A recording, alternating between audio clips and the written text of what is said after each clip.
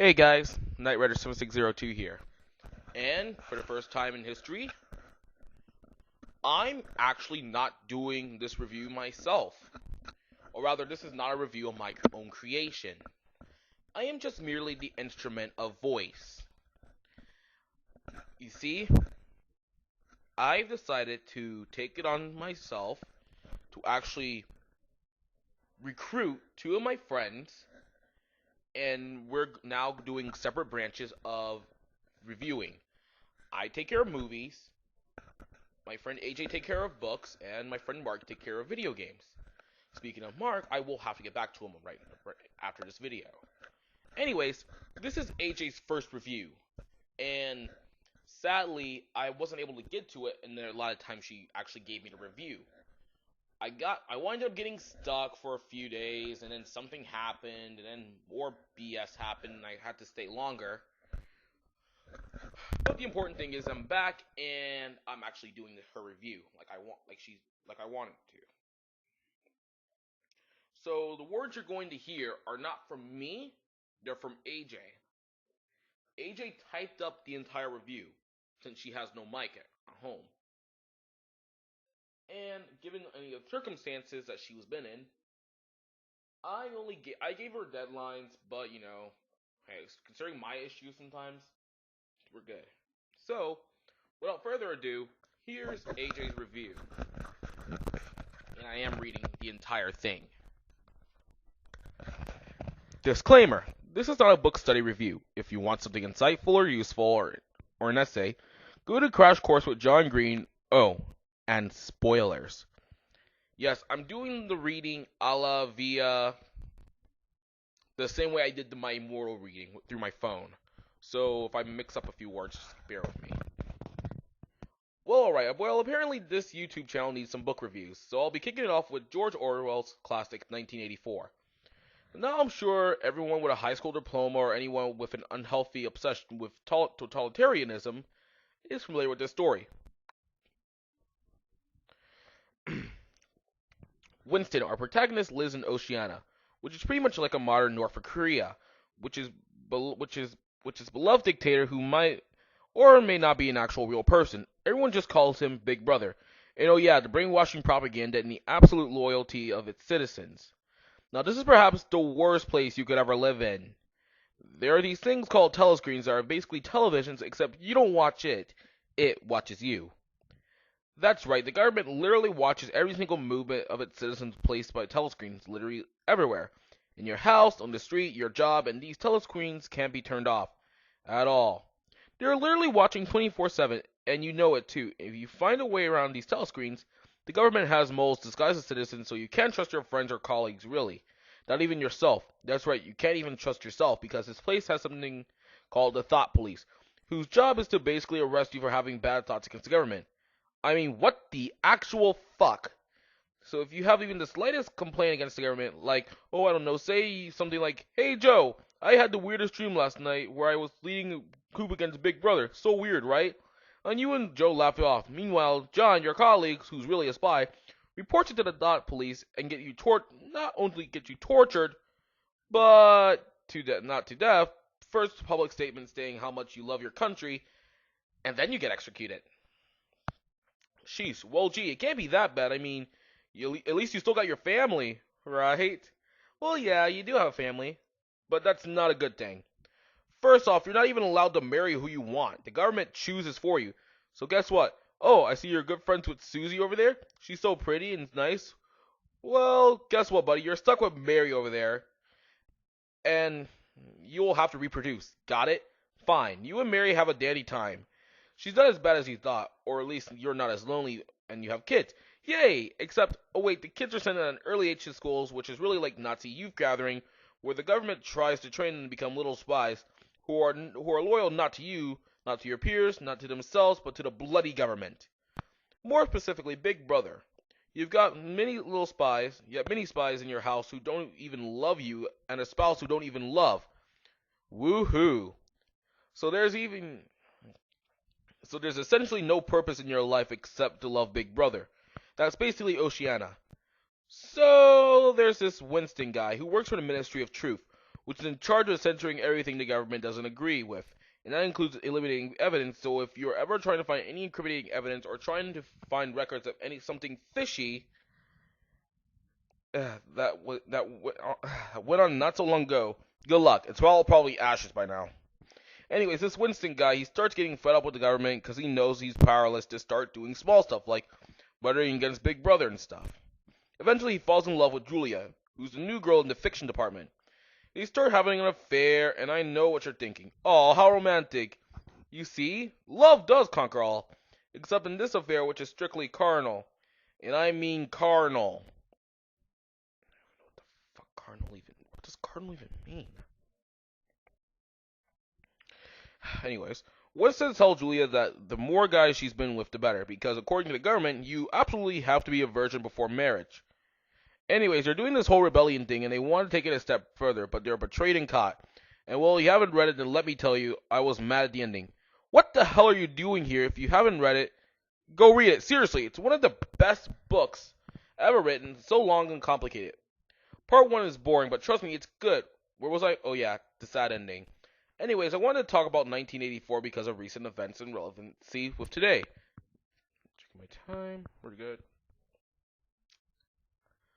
And whatnot. It sales has soared on the Amazon in the past weeks, and I'm not sure is it because of the really new cover or because of the recent NSA scandal. For those of you who live under a rock or those who don't watch the news, that's probably me.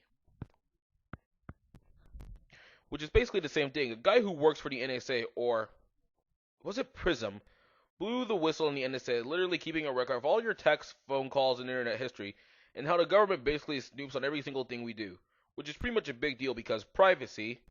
Newsflash, people, this has been going on since 2001. Remember the Patriot Act? Oh, you were probably too young to vote back then. Remember Obama signed it again in 2011? That's right, folks, I'm blaming the black guy. Hey! Dude, I'm black. Alright, aside racism issue aside. Stereotypical racism aside. And Congress and the Senate and the Supreme Court, thanks for looking out for us, guys. Scumbags. Oh, so agreed. So a lot of people, and I mean the entire internet, is pissed off. Enough to make 1984 memes about it. But not enough to take action. We're just too damn comfortable. Which is actually like the Brave New World, but that's for another day. And if you're one of those people complaining that 1984 was a warning, it actually was. Orwell wanted to warn people against totalitarianist government like Russia. And it's not a manual for governments to follow pop off your soapbox.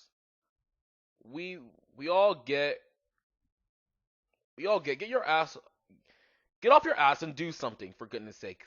And another thing, people tend to compare 1984 to our government many times, but they don't do anything about it. Jeez, it gets on my nerves. You want a modern 1984? Check out North Korea. It's like they follow it word for word. Enough about governments. Let's talk about pop culture. There isn't much about 1984 despite its popularity, except in movies and songs about it. And one of the most popular songs is Resistance by Muse. First time I heard it, great song.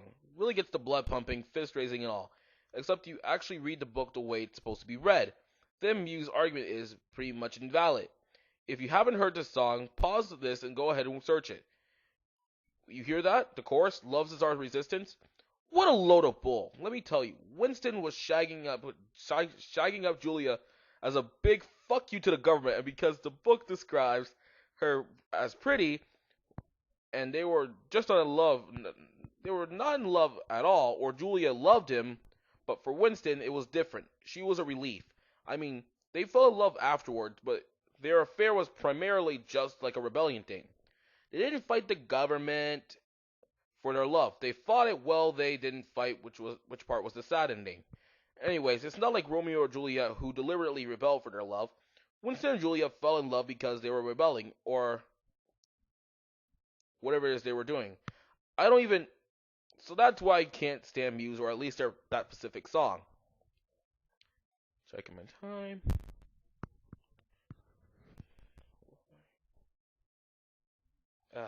This is my problem with checking time. Here we go. That's why I can't stand Muse or that Pacific song. Because they romanticized the whole ordeal.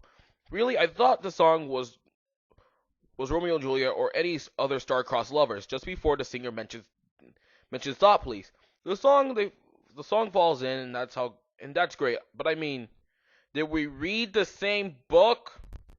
So yeah, I mean, there's not much except every person that thinks they're smart will reference it now and then whenever someone's abusing their power. And if you're sounding smart and educated, well, go ahead, join the club, read a book, buy the poster, watch the movie.